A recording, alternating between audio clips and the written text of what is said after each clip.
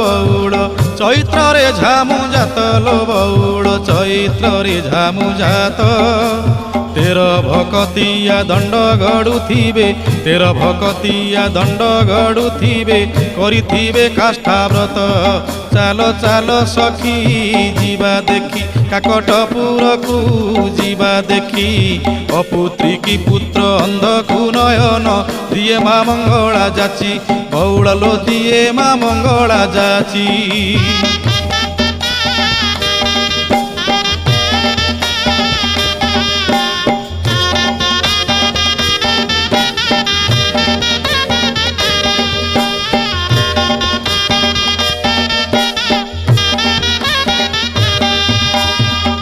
দোল পরে 21 দিন পীঠরে লাগিব নাট সংগাত লো পীঠরে লাগিব নাট গুপত কোঠিরে